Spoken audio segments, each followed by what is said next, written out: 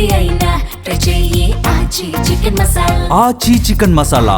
High court ఆదేశాలను ఉద్దేశపూర్వకంగా ఉల్లంఘించారనే ఆరోపణలపై మెదక్ జిల్లా కలెక్టర్ రాహుల్ రాజ్ కు తెలంగాణ హైకోర్టు భారీ షాక్ ఇచ్చింది.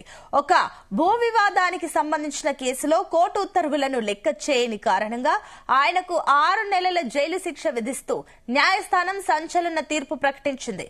శిక్షతో పాటు 2,000 రూపాయల జరిమానా కూడా చెల్లించాలని ఆదేశించింది. ఉన్నత స్థాయి అధికారికి ఇలాంటి శిక్ష పడడం ఇప్పుడు రాష్ట్ర వ్యాప్తంగా అధికార వర్గాల్లో తీవ్ర చర్చగా మారింది.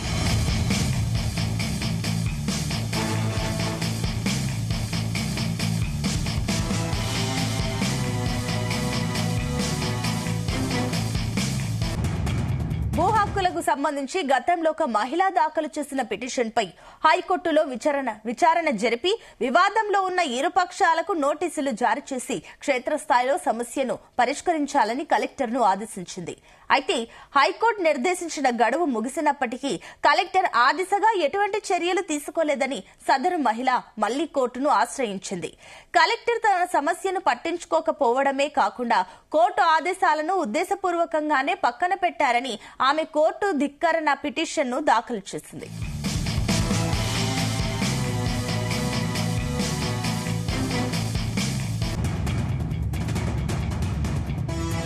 ఈ విషయంపై విచారణ చేపట్టిన తెలంగాణ హైకోర్టు కలెక్టర్ తీరుపై తీవ్ర ఆగ్రహం వ్యక్తం చేసింది.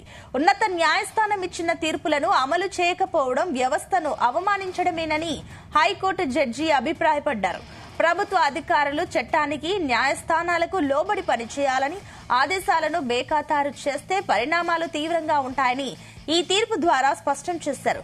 ఒక ఐఏఎస్ అధికారికి ఈ స్థాయిలో శిక్ష పడడంతో ఇతర అధికారులు కూడా అప్రమత్తమయ్యారు. అయితే ఈ తీర్పుపై collector Rahul Raj high court division bench లో అప్పీలు చేసుకునే అవకాశం ఉంది.